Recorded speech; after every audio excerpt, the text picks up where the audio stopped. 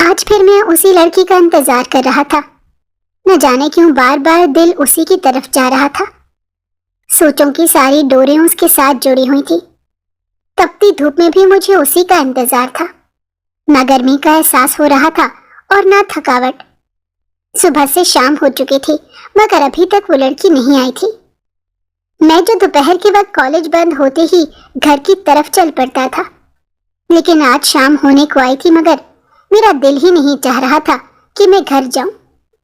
نہ جانے کیوں دانستہ طور پر آج میرا اس لڑکی کا انتظار کرنے کو دل چاہ رہا تھا۔ ایک عجیب سا سکون مل رہا تھا اس لڑکی کا انتظار کرتے ہوئے۔ شام ہونے کو آ گئی تھی مگر میں ابھی تک وہاں پر ہی کھڑا تھا۔ میں جانتا تھا کہ وہ لڑکی نہیں آئی، لیکن نہ جانے کیوں میں پھر بھی وہاں کھڑا رہا۔ رات ہوئی تو مایوس ہوتے ہوئے گھر کو چل پڑا۔ گھر پہنچا تو میری اماں مجھے دیکھ کر حیران رہ گئی۔ کہنے لگیں کب سے انتظار کر رہی ہوں، کہاں رہ گئے تھے؟ دل بیٹھا جا رہا تھا۔ اماں کی فکر دیکھ کر میں بہت شرمندہ ہوا۔ ابا کے بعد سے اماں بہت حساس ہو گئی تھی، خاص طور پر میرے معاملے میں۔ میں ان کا اکلوتا بیٹا جو تھا، اسی لیے وہ ہر وقت میری فکر میں رہتی تھی۔ ان کا کہنا تھا کہ وہ ابا کو تو کھو چکی ہیں مگر اب وہ مجھے نہیں کھونا چاہتی۔ یہی وجہ تھی کہ اگر میں کہیں باہر جاتا تو وہ ہر وقت دروازے پر ہی نظر ٹکائے رکھتی۔ ان کو یہی ڈر لگا رہتا تھا کہ جیسے ابا گئے اور کبھی واپس نہیں آئے، اسی طرح ایک روز میں بھی جاؤں گا اور میں بھی کبھی واپس نہیں آؤں گا۔ مگر میری اماں ابا کے بعد دماغی طور پر کمزور ہو گئی تھی۔ ہر وقت بس ایسے ہی سوچتی رہتی اور کہتی کہ کاش تم لوگ میری تکلیف سمجھ سکتے۔ ہم لوگ جب بھی ان کو سمجھاتے تو وہ ہمیں کہتی کہ تم لوگ میری جگہ پر نہیں ہو، اسی لیے باتیں کرتے ہو۔ ایک مرتبہ ایک ماں کی جگہ پر آ کر دیکھو اور سوچو کہ کیا گزرے گی اس وقت جب ایک ماں کو پتہ چلے گا کہ اس کا جوان بیٹا اس دنیا میں نہیں رہا۔ میں ڈرتی ہوں، میں تم لوگوں کو کھونا نہیں چاہتی۔ خدا کے لیے مجھ پر رحم کرو۔ میں تم لوگوں کے ساتھ پرسکون زندگی گزارنا چاہتی ہوں۔ تم لوگوں کے ابا کے جانے کے بعد میں بالکل تنہا رہ گئی ہوں۔ تم لوگ ہی میرا آخری سہارا ہو۔ میری 3 بہنیں اور میں، ایک ہی بھائی تھا۔ میری بہنوں کی ذمہ داری بھی مجھ پر تھی، اسی لیے اماں مجھے لے کر بہت حساس ہو گئی تھی۔ وہ ہر وقت روتی رہتی اور کہتی رہتی کہ میرے چھوٹے سے بیٹے پر اتنی بڑی ذمہ داریاں آ گئی ہیں۔ زندگی تو بہت اچھے طریقے سے چل رہی تھی مگر پھر اچانک سے میری زندگی میں ایک طوفان آ گیا۔ وہ لڑکی جس کو میں جانتا تک نہیں تھا، یہاں تک کہ اس کا نام تک نہیں معلوم تھا، میری زندگی میں اہم کردار ادا کرنے لگی تھی۔ مجھے سمجھ نہیں آتا تھا کہ آخر مجھے ہو کیا گیا ہے۔ وہ اتنی امیر تھی اور میں کہاں صرف چاٹ بیچنے والا۔ اب تو مجھے اپنے آپ پر بھی غصہ آتا تھا مگر آج اس کے انتظار میں جو مجھے دیر ہوئی مجھے اس پر بہت شرمندگی تھی، کیونکہ میں بھول گیا تھا کہ گھر پر میری اماں میرا انتظار کر رہی ہوں گی۔ اماں کی آنکھوں میں آنسو دیکھ کر میں تڑپ اٹھا۔ میں نے اماں سے ہاتھ جوڑ کر معافی مانگی اور ان سے کہا کہ آئندہ کے بعد ایسی غلطی نہیں ہوگی، میں وقت پر گھر آ جایا کروں گا۔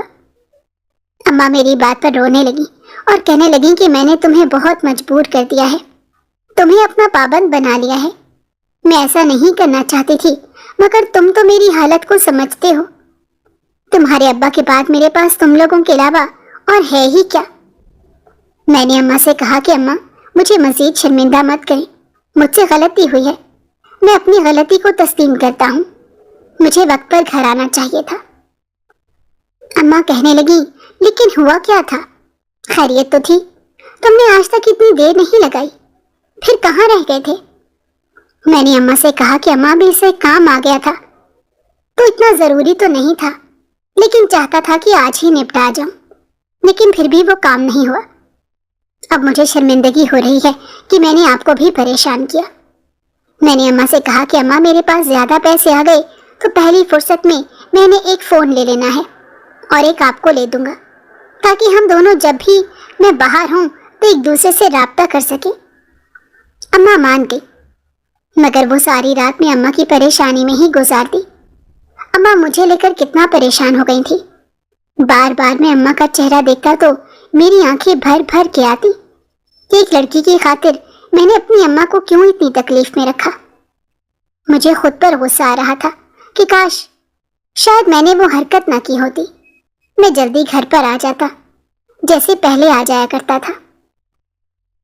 میں نے سوچ لیا تھا کہ کل سے میں اس لڑکی کا انتظار نہیں کروں گا اور نہ ہی اس سے کوئی بات کروں گا۔ میں اپنی اماں کو دھوکہ نہیں دے سکتا تھا۔ سوچتے سوچتے کب آنکھ لگی مجھے پتہ ہی نہ چلا۔ وقت گزرتا گیا اور صبح ہوتے ہی میں نے فیصلہ کیا کہ آج میں کالج نہیں جاؤں گا۔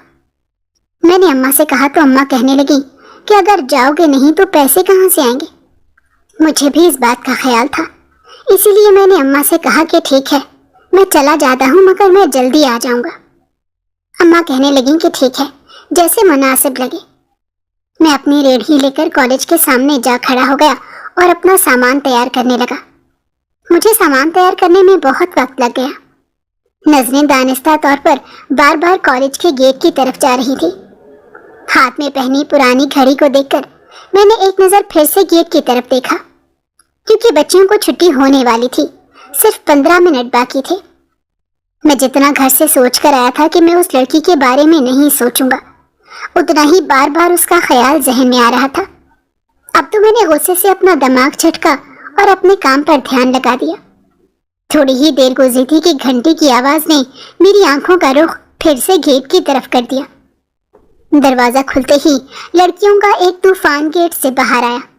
بہت سی لڑکیاں میری ریڑھی کے پاس بھی آئیں، کیونکہ میری چاٹ بہت مشہور تھی۔ وہ لڑکیاں میرے پاس آ کر چاٹ لے رہی تھی، مگر میں بار بار ایک نظر اس گیٹ کے پاس بھی لگا دیتا، لیکن آج پھر سے وہ نہیں آئی تھی۔ اب تو مجھے عجیب سی بے چینی ہونے لگی تھی، دل کافی بے چین تھا۔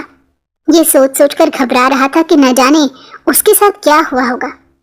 آخر وہ 2 دن سے کالج کیوں نہیں آ رہی؟ مجھے یہاں پر کام کرتے 3 سال ہو چکے تھے، مگر آج تک اس نے کبھی چھٹی نہیں کی۔ پھر آج کیا ہوا جو وہ 2 دن سے کالج نہیں آئی؟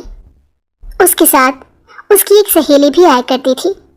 میری نظر جیسے ہی اس کی سہیلی پر پڑی، میں نے اس کی سہیلی کو آواز دے ڈالی۔ میں نام تو نہیں جانتا تھا، مگر میرے پکارنے پر وہ ایک دم میرے پاس آئی۔ میں نے اسے گھبراتے ہوئے کانپتی آواز میں پوچھا کہ تمہاری سہیلی نہیں آ رہی آج کل؟ خیر تو ہے؟ وہ گھر میں ٹھیک تو ہے نا؟ تبھی وہ بھی افسردہ ہو گئی اور کہنے لگی کہ میں نہیں جانتی، 2 دن سے نہ تو اس سے بات ہو رہی ہے اور نہ ہی میں نے اس کو دیکھا ہے، نہ جانے وہ کہاں پر ہے، میں کچھ نہیں جانتی۔ اب تو مجھے اور گھبراہٹ ہونے لگی تھی۔ میں نے اس کی سہیلی سے کہا کہ اپنی دوست کا جیسے ہی پتہ چلا تو مجھے بھی بتانا۔ وہ کافی حیرت سے مجھے دیکھنے لگی اور کہنے لگی کہ تمہیں کیوں بتاؤں؟ تمہارا اس سے کیا رشتہ ہے اور تم اتنا اس کے بارے میں کیوں پوچھ رہے ہو؟ میں ایک دم اس کی سہیلی کی باتوں پر گڑبڑا گیا اور کہا کہ نہیں، بس ایسے ہی وہ روز مجھ سے چاٹ لینے آتی تھی، مگر آج نہیں آئی اس لیے پوچھ لیا۔ وہ کہنے لگی لائبہ پر نظر مت رکھنا، وہ ایسی ویسی لڑکی نہیں ہے، وہ بہت امیر گھرانے کی لڑکی ہے۔ میں نے چونک کر اس لڑکی کی طرف دیکھا اور کہا کہ اس بات کا کیا مطلب ہے؟ میں کیوں بھلا اس پر نظر رکھوں گا؟ مجھے غصہ ہی آ گیا تھا۔ بے شک میرے دل میں چور تھا، مگر سامنے والا میرے دل کی چوری کو کیسے پکڑ سکتا تھا؟ 2 سے 4 دن اور 4 سے 8 دن گزر چکے تھے، مگر ابھی تک اس کا کچھ اتا پتہ نہیں تھا۔ مجھے اس کی فکر ستائے جا رہی تھی۔ میرا دل چاہ رہا تھا کہ میں اس کو کسی طرح تلاش کر لوں، مگر کہاں تلاش کرتا؟ مجھے تو اس کے گھر کا بھی پتہ نہیں تھا۔ میرے دماغ میں ایک دم خیال آیا تو میں اس کی سہیلی سے پوچھ رہا تھا۔ جیسے ہی چہرہ اٹھا کر دیکھا، اس کی سہیلی وہاں سے جا چکی تھی۔ ایک دل چاہا کہ میں اس سے پوچھ لوں کہ وہ کس جگہ پر رہتی ہے، بس ایک دفعہ دیکھ لوں اس کو، تو اس کے بعد مجھے سکون آ جاتا۔ مگر میں اس کے پاس جاتا بھی تو کیسے؟ مجھے اس کے گھر کا راستہ ہی معلوم نہیں تھا۔ میں تھکا ہارا دوپہر کے بعد گھر چلا گیا۔ سارا دن افسردہ پھرتا رہا۔ اماں بار بار مجھے دیکھتی۔ شام ہوتے ہی میرے پاس آئیں اور آ کر کہنے لگیں کہ جو میں دیکھ رہی ہوں کیا وہ حقیقت ہے؟ میں ایک دم چونک اٹھا۔ میں نے چونک کر اماں کی طرف دیکھا اور ان سے کہا، کیا دیکھ رہی ہیں اماں؟ اماں کہنے لگیں کہ جو تمہارے چہرے سے نظر آ رہا ہے مجھے سب سمجھ آ رہا ہے، بتا دو کون ہے وہ لڑکی؟ اماں کی اتنی گہرائی سے جانچ پر میں ایک دم حیران رہ گیا۔ میں نے گڑبڑاتے ہوئے اماں سے کہا، کہ اماں ایسا کچھ نہیں ہے. آپ کو بھلا ایسا کیوں لگا؟ مجھ پر جتنی ذمہ داریاں ہیں کیا بھلا میں اس طرح کسی اور کے بارے میں سوچ سکتا ہوں؟ اماں میری بات پر مسکرانے لگی اور کہنے لگیں کہ اگر تم کسی اور کے بارے میں سوچ بھی لو تو اس میں کوئی مذائقہ تو نہیں ہے اور نہ ہی کوئی گناہ ہے. یہ تو تمہارا حق ہے. اگر تمہیں کبھی بھی کوئی لڑکی پسند آ جائے تو مجھے بتا دینا. میں بھلا کوئی اچھی لڑکی کہاں ڈھونڈتی پھروں گی؟ اگر تمہیں کوئی لڑکی پسند ہوگی تو میں اسی سے تمہاری شادی کر دوں گی. میں اماں کی بات پر مسکرا دیا اور کہنے لگا کہ اماں نہیں، ایسی کوئی بات نہیں ہے. جب ہوگی تو بتا دوں گا. اماں سن کر کہنے لگیں کہ ٹھیک ہے، بتا دینا. اتنا کہہ کر اماں کمرے سے باہر چلی گئی اور میں سر پکڑ کر بیٹھ گیا. مجھے بہت شرمندگی محسوس ہو رہی تھی کہ اماں نے کتنی آسانی سے میرے چہرے سے سب کچھ جان لیا. مگر میں اماں کو کیا بتاتا؟ وہ بہت امیر تھی. میں بھلا کس طرح اس سے شادی کر سکتا تھا؟ اور پھر آج کل تو اس کا کچھ پتہ بھی نہیں تھا کہ وہ کہاں پر ہے. میں اس کے بارے میں تو کچھ جانتا ہی نہیں تھا، نام بھی نہیں جانتا تھا. میں نے سر جھٹکا اور سونے کے لیے لیٹ گیا. صبح پھر مجھے کام پر جانا تھا. اگلی صبح مجھے کچھ بخار محسوس ہو رہا تھا جسے میں بالکل بھی جان نہیں تھی.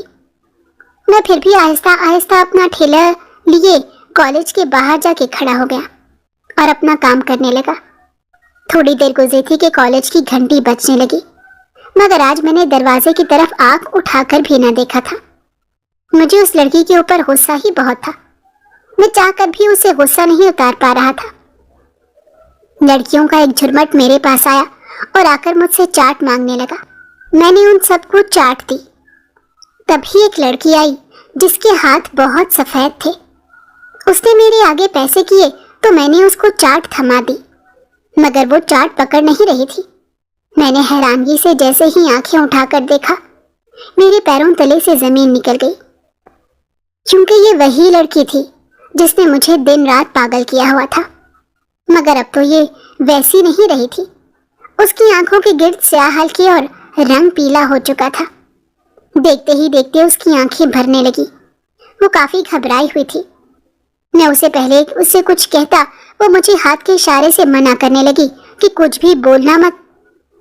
وہ چاٹ لے کر وہاں سے چلی گئی اور جا کر ایک گاڑی میں بیٹھ گئی. میں اس سے بات نہیں کرنا چاہتا تھا. اس سے پوچھنا چاہتا تھا کہ وہ اتنی دیر کہاں پر تھی. وہ مجھ سے ملی کیوں نہیں؟ کالج کیوں نہیں آئی؟ مگر اس کی حالت دیکھ کر مجھے مزید پریشانی ہونے لگی. میرے دل میں عجیب سا دھڑکا لگا ہوا تھا. مجھے سمجھ نہیں آ رہا تھا کہ میں کیا کروں. میرا پریشانی سے برا حال تھا. دماغ کی رگیں پھٹنے کو تھیں. سمجھ نہیں آ رہا تھا کہ کس طرح اس سے حقیقت معلوم کروں کہ آخر اس کے ساتھ ہوا کیا ہے، ماجرا کیا ہے. میں اس کی مدد کرنا چاہتا تھا، مگر میں تو اس قابل نہیں تھا کہ میں اس کی مدد کر سکوں. مگر میں پھر بھی اس سے پوچھ کر اس کا غم بانٹنا چاہتا تھا جو اس کی آنکھوں سے صاف ظاہر تھا. اگلے روز بھی ایسا ہی ہوا. وہ لڑکی میرے پاس آئی اور گھبرائی ہوئی تھی، مگر کچھ بولی نہیں اور نہ مجھے بول رہی تھی. مگر میں نے ایک چھوٹی سی پرچی اس کو پکڑا دی جس کو اس نے آرام سے پکڑ لیا. اگلی صبح ایک پرچی اس نے پکڑائی. میں جلدی سے گھر گیا اور جا کر وہ پرچی پڑھنے لگا. مگر پڑھتے ہی میرے رونگٹے کھڑے ہو گئے، کیونکہ اس میں تو میرا نام رحیم ہے. میری عمر 60 سال ہے. میرے ابا ایک پرائیویٹ کلرک تھے اور اماں اسکول ٹیچر تھی. ہم 4 بہن بھائی تھے. میں سب سے بڑا بھائی تھا اور میری 3 چھوٹی بہنیں تھیں. یہ گھر ایک خوش باش گھرانہ تھا جس میں کسی قسم کا کوئی غم نہیں تھا. ہر طرف خاموشی تھی، شاید طوفان کے آنے سے پہلے کی خاموشی تھی.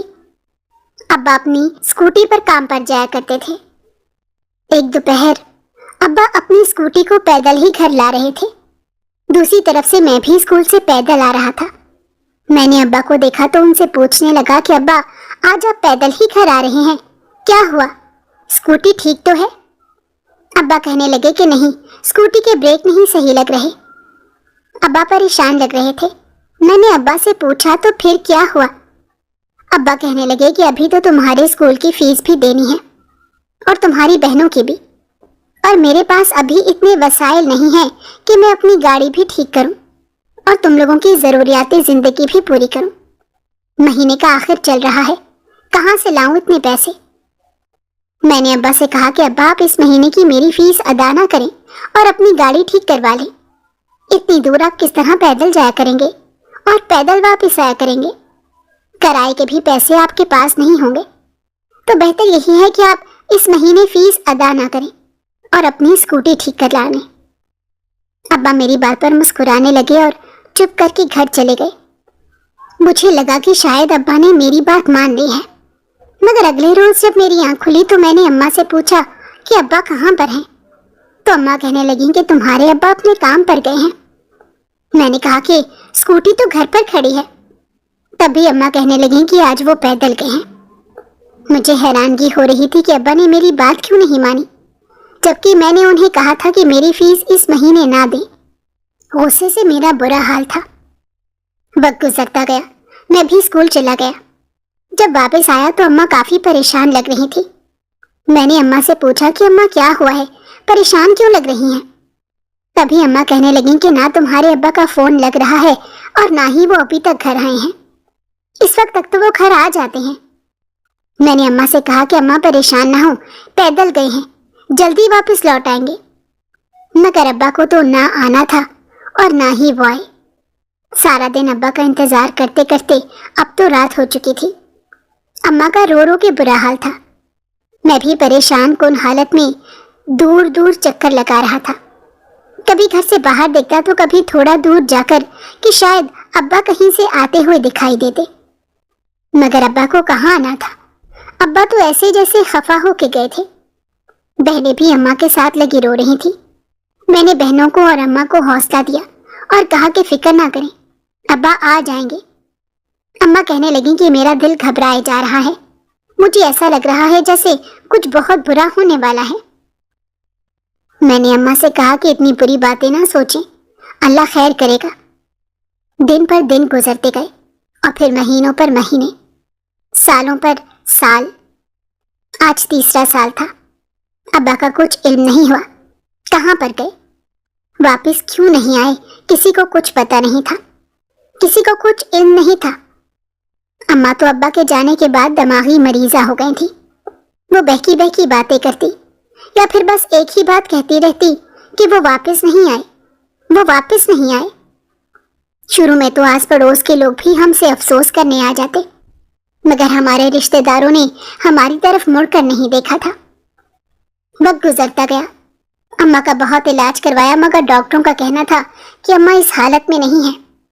انہوں نے اپنے دماغ پر کوئی صدمہ لیا ہے اور یہ صدمہ وہ برداشت نہیں کر پائی، جس وجہ سے ان کی دماغ کی حالت ایسی ہو گئی ہے۔ وہ بالکل بچوں کی طرح حرکتیں کرنے لگی تھی، کسی بات کو سمجھتی ہی نہیں تھی، سنتی ہی نہیں تھی۔ ڈاکٹروں کا کہنا تھا جب تک وہ خود ٹھیک نہ ہونا چاہیں گی تب تک وہ ٹھیک نہیں ہو پائیں گی۔ میں اماں کے آگے ہاتھ جوڑ جوڑ کر ان سے کہتا کہ خدارا میری طرف دیکھیں، ہم لوگوں کا آپ کے علاوہ کون ہے؟ بہت کوشش اور محنت کے بعد اماں کچھ بہتر ہوئیں، مگر اب بھی کبھی کبھار وہ تنہا بیٹھی بس یہی کہتی رہتی تھی کہ وہ واپس نہیں آئے، اس نے نہیں آنا تھا، وہ واپس نہیں آیا۔ ابا کے ساتھ کیا ہوا کیا نہیں، ابا کہاں پر تھے کہاں نہیں، کوئی نہیں جانتا تھا۔ ہر وقت کی پریشانی آج بھی ویسی ہی تھی۔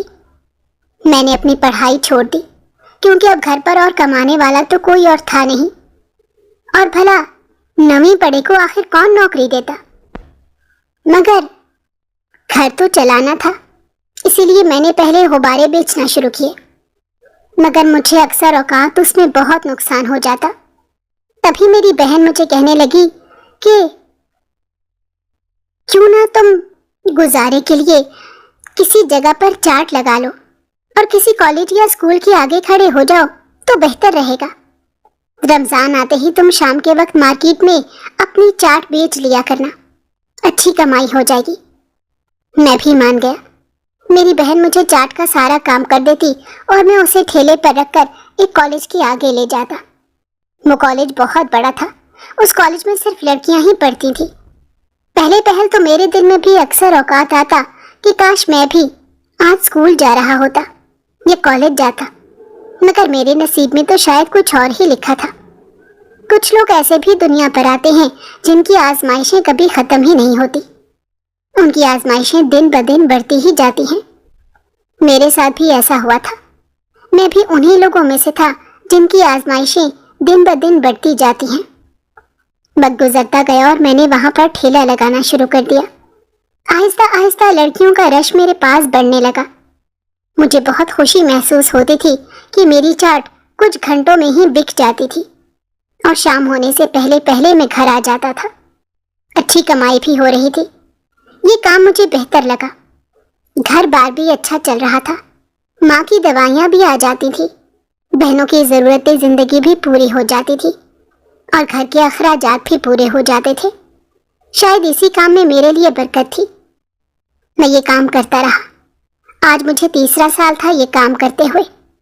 ہر سال نئی لڑکیاں آتی اور پھر بدل جاتی۔ پچھلے 6 مہینوں سے ایک لڑکی جو مسلسل میرے پاس سے چاٹ لے کر جاتی تھی اور پھر اکثر اوقات ہی میرے ساتھ ہنس ہنس کر باتیں کرتی۔ مجھے اس کی ہنسی بہت پیاری لگتی تھی، اس کی باتیں بہت میٹھی تھی، وہ بہت شرارتیں کرتی، وہ بہت اچھی لگتی تھی۔ اس میں جو بچپنا تھا مجھے وہ بہت اچھا لگتا تھا۔ میں ہر وقت اس کے ساتھ باتیں کرتا یا اس کی شرارتیں دیکھتا رہتا۔ 6 مہینے ہو گئے تھے ہماری دوستی کو۔ اس نے ایک روز بھی ایسا نہیں گزارا جس میں مجھ سے چاٹ نہ لی ہو یا مجھ سے باتیں نہ کی ہوں۔ مجھے اس کی باتیں ہی تو اچھی لگتی تھی۔ میرا دل چاہتا کہ میں اس کو سنتا ہی رہوں، اس کا بہت خیال رکھوں، اس کی ہر خواہش پوری کروں۔ آہستہ آہستہ مجھ سے اپنی خواہشیں کرنے لگی۔ کبھی وہ مجھ سے کچھ مانگتی تو کبھی کچھ۔ میں کہیں سے بھی کر کے اس کی خواہش پوری کرتا، اس کو ہر وہ چیز لا دیتا جو اس کی ضرورت ہوتی تھی۔ میں نے کبھی اسے کسی چیز سے انکار نہیں کیا تھا، مگر میں نہیں جانتا تھا کہ میں آہستہ آہستہ اس کو دل ہی دے بیٹھوں گا۔ میں ہر وقت اب اس کے بارے میں سوچتا رہتا تھا، دن رات اسی کا خیال میرے دماغ میں رہتا تھا۔ کبھی جو میرا خیال ایسے ادھر سے ادھر ہو، ایسا کبھی نہیں ہوا تھا۔ میرا سارا دھیان اس لڑکی کی طرف تھا۔ میں اسے زیادہ بات نہیں کرتا تھا، بس اسے چپ کر کے سنتا رہتا۔ اکثر اوقات وہ کہتی کہ تم مجھ سے کیوں باتیں نہیں کرتے، تو میں مسکرا کر کہہ دیتا کہ بس تمہاری باتیں سننا اچھا لگتا ہے۔ میں اس کی باتوں میں اتنا گم ہو جاتا کہ میں نے کبھی آج تک اس کا نام بھی نہیں پوچھا تھا، کبھی ضرورت ہی محسوس نہیں ہوئی تھی۔ بہرحال وہ میرا نام جانتی تھی اور کہتی تھی کہ میں بہت اچھا انسان ہوں جو اس کی ہر ضرورت کا خیال رکھتا ہوں، جبکہ مجھ پر کچھ فرض بھی نہیں تھا۔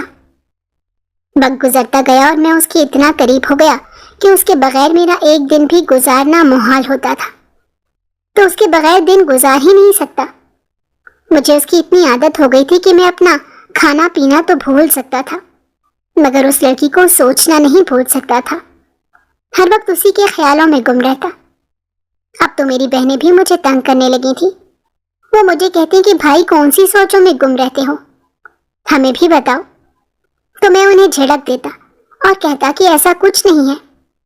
تبھی وہ کہتی کہ تم مانو یا نہ مانو، کچھ تو ہے جو تم ہم سے چھپا رہے ہو، اگر تم کہو تو ہم اماں سے بات کریں۔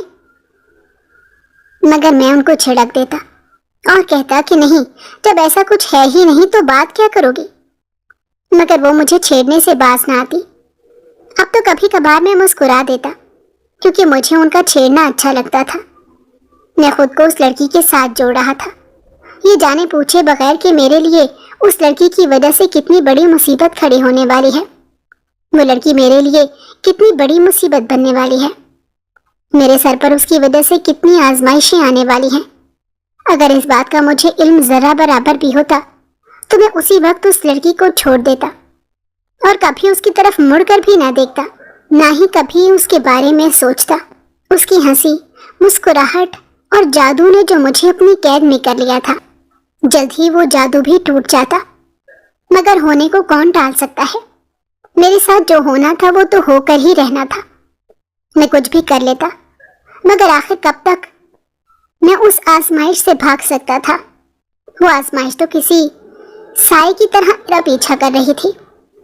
آج بھی وہ لڑکی آ کر مجھ سے باتیں کرنے لگی۔ میں اسے بتانا چاہتا تھا کہ میرے گھر والے اس کو لے کر کیا سوچتے ہیں، مگر مجھ میں اتنی ہمت نہیں ہوئی، میں اسے بتا نہیں پایا۔ اس کی ایک سہیلی جو اس کے ساتھ آتی تھی وہ ہر وقت غصے میں رہتی تھی اور مجھے ہر وقت کہتی کہ تم ابھی نادان ہو، تمہیں ابھی کچھ پتہ نہیں۔ میں کافی حیران ہوتا کہ بھلا مجھے کیا پتہ نہیں، میں نادان کس بات سے ہوں؟ جب میں اسے یہ بات پوچھتا تو وہ کہتی کہ وقت کے ساتھ ساتھ تمہیں سب پتہ چل جائے گا، ابھی تمہیں کچھ سمجھ نہیں آ رہی، لیکن آہستہ آہستہ تمہیں سب سمجھ آنے لگے گی۔ تم اپنی آنکھیں کھول لو اس سے پہلے کہ وقت تمہاری آنکھیں کھول دے، اور وقت جس کی آنکھیں کھولتا ہے اسے کوئی پانی بھی نہیں پوچھتا۔ میں سمجھ رہا تھا کہ شاید وہ لڑکی مجھے کچھ کہنا چاہ رہی ہے، مگر کیا؟ ابھی تک یہ بات سمجھ نہیں آئی تھی۔ میں نے نہ سمجھی سے اس لڑکی کی طرف دیکھا اور کہا کہ مجھے بتاؤ آخر ماجرا کیا ہے، میں کیا نہیں دیکھ پا رہا؟ خطرے کی گھنٹی اسی وقت میرے ارد گرد بجنے لگی تھی۔ میں جان گیا تھا کہ کوئی بہت بڑی مصیبت مجھے پڑنے والی ہے۔ میں محتاط ہو گیا، مگر دل کا کیا کرتا جو اس لڑکی کے بارے میں بار بار چیخیں مار مار کر مجھے سنا رہا تھا کہ میں اسے پیار کرتا ہوں، میں اسے پیار کرتا ہوں۔ وقت گزرتا گیا اور میں اس لڑکی کے لیے اتنا دیوانہ ہو گیا کہ کبھی کچھ اور دکھائی ہی نہیں دیتا تھا۔ ایسا نہیں تھی کہ وہاں پر اور خوبصورت لڑکیاں نہیں تھی، مگر نہ جانے کیوں اس لڑکی میں عجیب سی کشش تھی۔ آج بھی میں وقت پر وہاں پر کھڑا تھا، مگر وہ لڑکی نہ آئی۔ کافی دن گزر گئے، ایسا ہی ہوتا رہا۔ وہ لڑکی، مجھے اس کی پریشانی ہونے لگی تھی۔ میں نے اس کی سہیلی سے پوچھا تو کہنے لگی کہ میں خود نہیں جانتی، اب تو اپنی آنکھیں کھول لو، تمہاری بھلائی کے لیے کہہ رہی ہوں۔ مگر مجھے کچھ سمجھ آتی تو میں کچھ کہتا، کچھ کرتا۔ جو مجھے کچھ سمجھ ہی نہیں آ رہی تھی تو بھلا میں کیا کرتا؟ میرا دل تو ابھی بھی اسی لڑکی کو پکار رہا تھا۔ مجھے ایسا لگتا تھا جیسے وہ لڑکی کی سہیلی جان بوجھ کر ایسی باتیں کرتی ہے تاکہ میں اس لڑکی سے دور ہو جاؤں۔ وہ شاید ہم دونوں کی محبت سے جلتی تھی۔ میں کبھی یہ نہیں جانتا تھا کہ اس لڑکی کے دل میں میرے لیے کیا ہے، لیکن اتنی باتیں، اتنی ہنسی مذاق وہ صرف ویسے ہی تو نہیں کرتی ہوگی۔ کچھ لوگوں کے دھوکے انسان کو بالکل بدل کر رکھ دیتے ہیں، ان کو کسی قابل نہیں چھوڑتے، یہ بھی نہیں سوچنے کے قابل چھوڑتے کہ انہیں آگے کیا راستہ کیسے چلنا ہے۔ ایک روز وہ لڑکی آئی اور مجھے کاغذ پکڑا گئی۔ میں نے جیسے ہی وہ کاغذ کھول کے دیکھا میرے پیروں تلے سے زمین نکل گئی، کیونکہ وہ لڑکی مجھ سے مدد مانگ رہی تھی۔ کہنے لگی کہ کل میں آؤں گی، کیا تم میری مدد کرو گے؟ مجھے بھلا کیا اعتراض تھا؟ اس نے کہا کہ اگر تم میری مدد کرو گے تو کل چاٹ نہ لگانا، بلکہ کالج کے دوسرے گیٹ کی طرف کھڑے رہنا، میں وہاں پر ہی تمہارے پاس آؤں گی۔ میں نے ایسا ہی کیا۔ اگلے روز میں کالج کے دوسرے گیٹ کے پاس جا کر کھڑا ہو گیا اور اس لڑکی کا انتظار کرنے لگا۔ میں لڑکیوں کے کالج کے باہر چاٹ کا ٹھیلا لگاتا تھا۔ جب ایک امیر لڑکی آ کر مجھ سے ہنسی مذاق کرتی، دیکھتے ہی دیکھتے میں اسے دل دے بیٹھا۔ لیکن ایک دن وہ گھبرائی ہوئی آئی اور کہنے لگی، خدا کے لیے میری مدد کرو، میری طبیعت بہت خراب ہے، مجھے کسی ڈاکٹرنی کے پاس لے جاؤ، میری سوتیلی ماں مجھے مار دے گی۔ اس کی حالت واقعی خراب لگ رہی تھی، مجھے اس کو دیکھ کر خوف محسوس ہو رہا تھا۔ میں اس سے پیار کرتا تھا، اسی لیے اس کی بات مان گیا۔ میں نے اسے کہا کہ تمہیں فکر کرنے کی ضرورت نہیں ہے، میں تمہیں ڈاکٹر کے پاس لے جاؤں گا، تم فکر نہ کرو۔ میں نے اسے بہت تسلی دی اور اسے سمجھایا کہ اسے ڈرنے کی اور گھبرانے کی ضرورت نہیں ہے، میں اس کے ساتھ ہوں، میں اس کی ہر جگہ پر مدد کروں گا۔ میرا پیار بالکل سچا تھا، میں اس کی تکلیف کو اپنی تکلیف سمجھ رہا تھا، اس کی تکلیف خود میں برداشت کر رہا تھا۔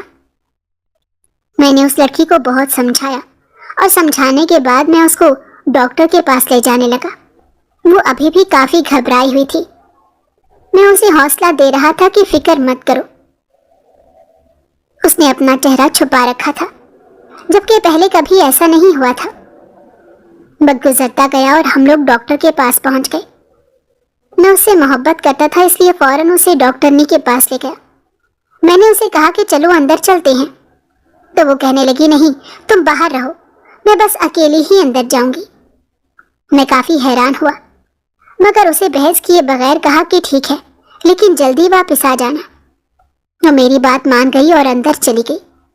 کافی دیر تک وہ باہر نہ آئی تو مجھے پریشانی ہونے لگی کہ خدا خیر رکھے، طبیعت اس کی پہلے ہی ٹھیک نہیں تھی اور ابھی تک وہ واپس بھی نہیں آئی۔ سب ٹھیک تو ہوگا نا؟ بہت سے عجیب عجیب خیال میرے دماغ میں آ رہے تھے۔ مجھے سمجھ نہیں آ رہی تھی کہ میں کیا کروں، کس طرح پتا کروں کہ وہ لڑکی ٹھیک بھی ہے یا نہیں۔ گھبرا کر کلینک کے اندر گیا تو لڑکی نے میری طرف اشارہ کرتے ہوئے کہا کہ یہ میرا شوہر ہے۔ میں کافی حیران ہوا اور پریشان بھی، لیکن ایک عجیب سی بات تھی۔ ٹھیک ہے، اس لڑکی نے مجھے اپنا شوہر بنا لیا تھا۔ نامحرم کی چھوٹی چھوٹی باتیں بھی انسان کو دیوانہ کر دیتی ہیں۔ میں بھی اس کی باتوں پر ایمان لا کر دیوانہ سا ہو گیا تھا۔ مجھے ایسا لگتا تھا جیسے وہ کہہ رہی ہے وہ بالکل ٹھیک ہے۔ اگر وہ دن کو رات کہتی تو میں رات مان لیتا، اور اگر رات کو دن کہتی تو میں دن مان لیتا۔ میں بھی پورے اعتماد میں انداز میں آگے بڑھا اور کہا کہ جی میں ہی اس کا شوہر ہوں، بتائیے کیا معاملہ ہے، میری بیوی ٹھیک تو ہے؟ اور ڈاکٹر کی بات سن کر سر پر آسمان ٹوٹ پڑا کہ میں بقول ہمارے جھوٹ کے باپ بننے والا ہوں۔ وہ لڑکی حاملہ تھی۔ الفاظ تھے عسیسہ جو میرے کانوں میں انڈیلا جا رہا تھا۔ مجھے یقین نہیں آ رہا تھا کہ وہ لڑکی مجھے اتنا بڑا دھوکہ بھی دے سکتی ہے۔ میں آنکھوں میں حیرت لیے اس لڑکی کو دیکھ رہا تھا۔ وہ مجھے ہاتھ کے اشارے سے چپ رہنے کا کہہ رہی تھی۔ میرے پاس کوئی چارہ نہیں تھا۔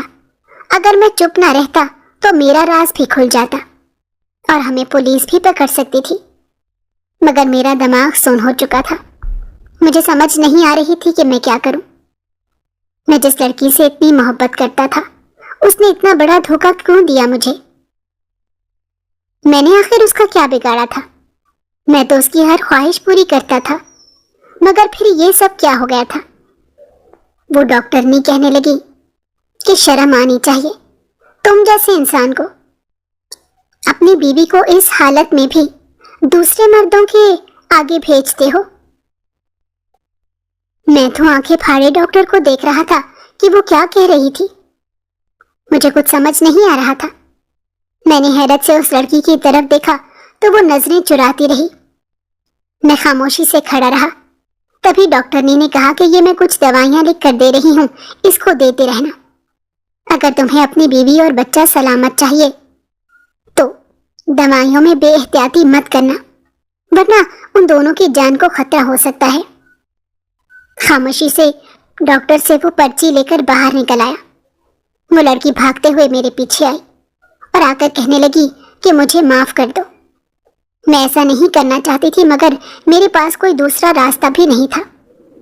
میں نے غصے سے پہلی مرتبہ چلا کر اس کو کہا کہ کیا یہ سب میں میرا قصور تھا؟ میرے ساتھ اتنا بڑا دھوکہ کیوں کیا؟ کیوں مجھے اپنے پیار میں پھنسا کر اتنی بڑی سزا دی؟ میری بات پر وہ رونے لگی۔ اس کے رونے سے مجھے بھی تکلیف ہو رہی تھی، مگر جو اس نے دھوکہ دیا تھا وہ ناقابل تلافی تھا۔ میں نے اس سے پوچھا کہ اب پھر تم نے یہ سب کیوں کیا؟ میری کیا غلطی تھی؟ یہ تمہیں سب کرنا پڑا؟ تو پھر وہ کہنے لگی کہ تمہاری کوئی غلطی نہیں تھی، میں تمہیں ایک راز کی بات بتاتی ہوں۔ میں بھی وہی راز جاننے کے لیے کھڑا تھا۔ میں نے کہا مگر اب اس مرتبہ مجھ سے اگر جھوٹ بولا تو مجھ سے برا کوئی نہیں ہوگا۔ تبھی وہ لڑکی کہنے لگی کہ میں اپنے کزن سے محبت کرتی ہوں، مگر اس نے میرے ساتھ غلط کیا، میرے ساتھ زیادتی کر کے مجھے ایک کوٹھے پر چھوڑایا، مگر اب جب میں حاملہ ہو گئی تھی اس نے اس بچے کو اپنانے سے انکار کر دیا۔ میری سوتیلی ماں مجھ پر بہت ظلم کرتی ہے، وہ بھی میری کزن کے ساتھ ملی ہوئی تھی اور مجھے اس بات کا علم نہیں تھا، اور جب علم ہوا تب تک وقت گزر چکا تھا۔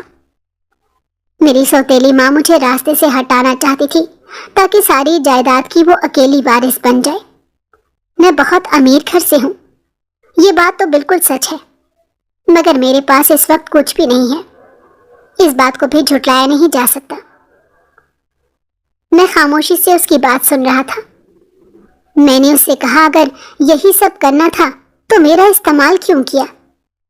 تبھی وہ پھوٹ پھوٹ کر رونے لگی اور میرے قدموں میں گر گئی اور کہنے لگی مجھے معاف کر دو، میرا ایسا کوئی مقصد نہیں تھا، بس مجھے کسی سہارے کی ضرورت تھی، میں اکیلی تھی، میری تکلیف کو سمجھنے کی کوشش کرو۔ مگر میں اس کی بات کو کیا سمجھتا، مجھ میں اتنی ہمت ہی نہیں تھی کہ میں اسے کسی بات کا جواب دیتا۔ میری آنکھوں سے آنسو بہہ رہے تھے۔ میں نے سنا تھا کہ مرد نہیں روتے، مگر آج میں رو رہا تھا، اپنی محبت کے لیے رو رہا تھا، اپنی چاہت کے لیے رو رہا تھا، اس محبت کے لیے جس نے مجھے دھوکہ دیا اور مجھے اس بات کا علم ہی نہ ہوا۔ مجھے آج بھی وہ لڑکی کی سہیلی یاد آتی ہے جو مجھے سمجھاتی رہی کہ اپنی آنکھیں کھولو، مگر میری آنکھیں نہ کھلی تھی۔ تبھی آنکھوں پر تو اس لڑکی کی محبت کا پردہ پڑا تھا۔ تھک ہار کر میری محبت نے مجھے للکارا اور میری محبت کا یہی تقاضا تھا کہ میں اسے پوچھتا گیا کہ اب کیا کرنا ہے۔ میں اسے اس مشکل میں نہیں چھوڑ سکتا تھا، بے شک اس نے میرے ساتھ بہت برا کیا، لیکن میں اس کا ساتھ دینا چاہتا تھا۔ میں اسے بتانا چاہتا تھا کہ محبت سچی ہوتی ہے، سب محبت ایک جیسی نہیں ہوتی، اور یہ بات میں نے ثابت کر کے دکھائی۔ عموماً یہ بات سننے میں آئی ہے کہ مرد دھوکہ دیتے ہیں، مگر یہاں پر شاید میں پہلا مرد تھا جس کو عورت نے دھوکہ دیا تھا، اور وہ بھی وہ عورت جس کو میں جانتا ہی نہیں تھا۔ خواہ خواہ میں واقفیت بڑھی اور پھر آہستہ آہستہ یہ بات محبت تک جا پہنچی۔ افسوس اس بات کا تھا کہ محبت بھی میں صرف اکیلا ہی کرتا تھا۔ کون کون سی تکلیف تھی جو میں برداشت کرتا۔ میں اس محبت میں ہار نہیں سکتا تھا، ورنہ میرے گھر والے کہاں جاتے؟ میری جو حالت ہو جاتی اس کے بعد میرے گھر والوں نے کہیں کا نہیں رہنا تھا، وہ لوگ تو جیتے جی مر جاتے۔ میں نے لمبا سانس کھینچا اور اس سے کہا اب میرے لیے کیا حکم ہے، میں تمہارے لیے کیا کر سکتا ہوں؟ وہ کافی شرمندہ لگ رہی تھی۔ مجھے اسے شرمندہ کرنا اچھا نہیں لگ رہا تھا، لیکن میں کیا کرتا؟ میرے دل پر جو بیت رہی تھی یہ میں ہی جانتا تھا یا میرا خدا جانتا تھا۔ میں نے اس لڑکی سے کہا کہ تم جیسے کہو گی میں ویسے ہی کرنے کو تیار ہوں۔ تبھی وہ کہنے لگی کہ مجھ سے نکاح کر لو۔ میں بھی یہی چاہتا تھا، مگر اس وقت حالات کچھ اور تھے۔